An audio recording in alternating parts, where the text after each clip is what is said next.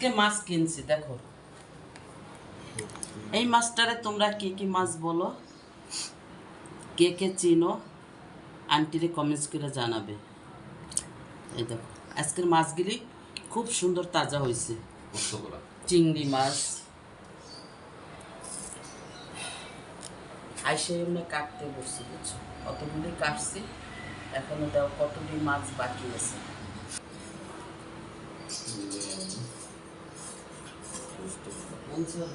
এই মাছ এটা কিসে দিব, দেখো কি সুন্দর হয়েছে। এটার মধ্যে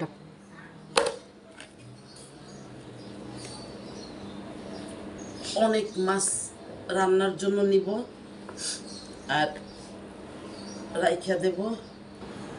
মাছ এভাবে বক্সে রাখলে খুব ভালো, কোনো গন্ধটা বাইরে বের হয়ে যায় না। আসসালামু আলাইকুম, কেমন আছো তোমরা সবাই? এই যে দেখো আজকে গ্যাসের সমস্যার জন্য কষাই চড়াবো না। এই যে পোয়া মাছ নিছি, মরিচ নিছি, রসুন নিছি, জিরা বাটা নিছি, হলুদ নিছি, নুন নিছি, পেঁয়াজ নিছি। ওরে এখন মাখাবো, একটু তেলও দিব, শেষ।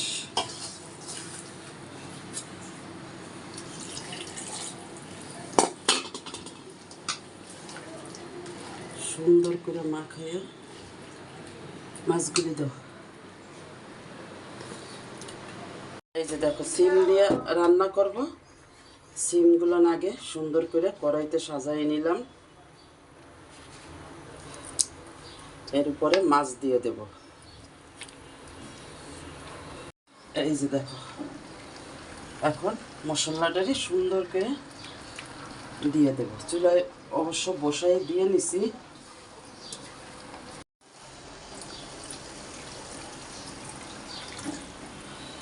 আন্টির হয়েছে শর্টকাট রান্না, আমার লাগছে এত ঠান্ডা রে বাবা, যা বলার বাহিরে। এই যে ঢাইকা দিলাম, থাকুক এবার। দেখো হয়ে গেছে, আর ঝোল টানাবো না, কারণ আমার আব্দুল খাইতে বসেই বলে আম্মা ঝোল দাও, ঝোল দাও, ঝোল দাও। আর একটু কমবে, নামাবো। এখন হচ্ছে লাউ রান্না হবে, এগুলো পেঁয়াজ আর চিংড়ি মাছ ভাজতেছে। এখানে কাঁচামরিচ, রসুন, দেখ আমি কি হয়ে গেছি, পেঁয়াজ কিন্তু অলরেডি আমি এর ভিতরে দিচ্ছি। যা বাবা, ও ভাইজাও দিচ্ছেন, আবার ফেটেও দিচ্ছেন। আমি তো খেয়াল নাই আমার, যে এর ভিতরে আমি পেঁয়াজও দিয়ে দিছিলাম। যা লাউ কপালে আজকে অনেক পেঁয়াজ। কাঁচামরিচ পাকা পাকাগুলি খেতে দিছি।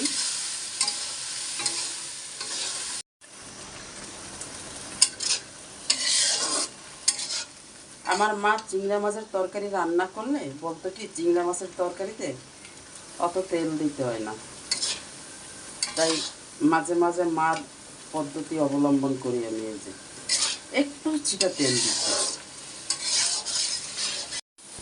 এই যে দেখো কষানোর চেয়ে কোন অংশ কম হয়েছে বলো।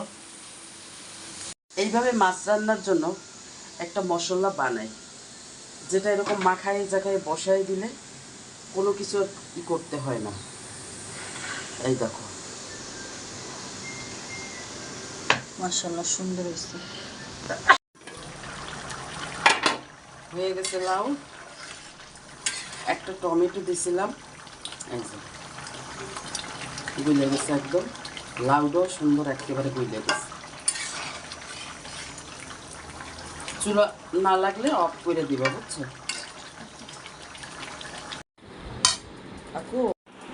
ফাইনালি রান্না শেষ করে, ওই যে আজকে ওরে খাবার দিছি, কালকে দেব না, এটা আমি একদম প্রতিজ্ঞা করছি।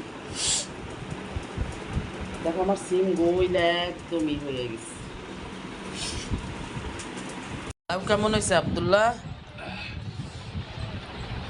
লাউয়ের স্বাদ পাওয়া যায়, লাউ বাসি মিঠা। হ্যাঁ এটা সত্যি, গরম গরম লাউয়ের স্বাদ তোমার কইলো এটা মানে হইব না।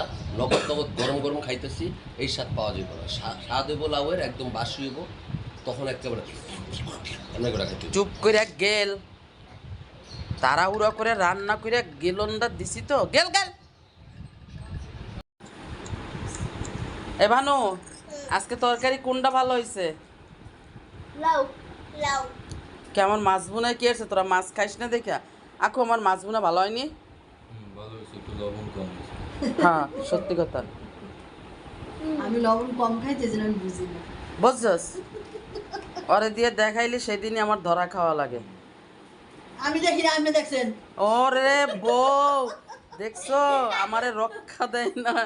আমি দেখি না, আমি দেখি তো, আমি জানি আমার দেখলে হবে না।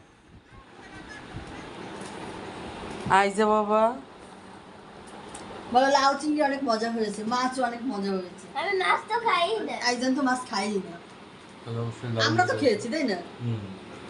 খাও খাও। ওকে আমরা তো খাই না। সবাই ভালো থাকো, সুস্থ থাকো।